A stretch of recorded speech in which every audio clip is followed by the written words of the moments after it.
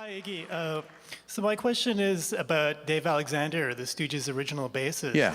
Ron Ashton always said in interviews that he was a big influence on you, but he doesn't get talked about that much. So I was wondering if you could, talk about what he brought to your life, his influence. And also, I was wondering if you could sign something for me after.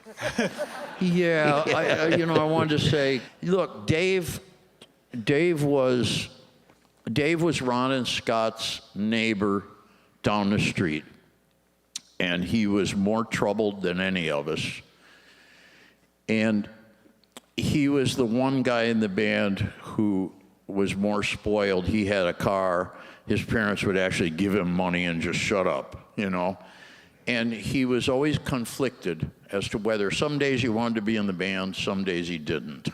And that eventually led to a kind of showdown, which is why he left. But on the work he did do, he's a Gemini. He was a wit. He was a very funny, witty, highly calibrated, sensitive guy. And you hear the wit in his playing. You'll hear him toward the end of No Fun. He's playing the bass. He never liked to practice much because he was Dave, right?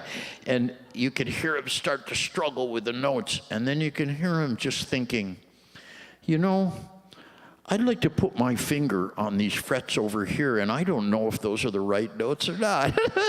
But he just go, and you could tell the guy's having fun doing this, and it comes off, And he plays with great lightness and wit on Funhouse as well. But otherwise, he and Ron like to stay up all night and watch television and smoke weed and crack jokes. And that's what they did. And he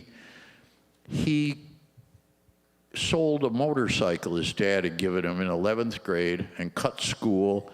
And he and Ron said, come on, we're going to go to Liverpool and meet the Beatles. and they did. They went to Liverpool. They stayed in bed and breakfast. They didn't meet the Beatles, but they did see The Who. So there you go. Yeah.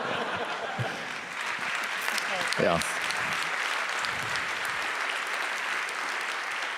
I had my 21st birthday at about 2 in the morning at Dave's house. We'd had a gig. It hadn't gone well. And his mother made me a hamburger with one candle in it. I was coming down from acid. So he was a nice guy. And then eventually, he had a girlfriend. Eventually, maybe he got a little too stoned one night, and there was a point where we did a large gig, and he couldn't play at all, not one note. And I had to draw a line at that point.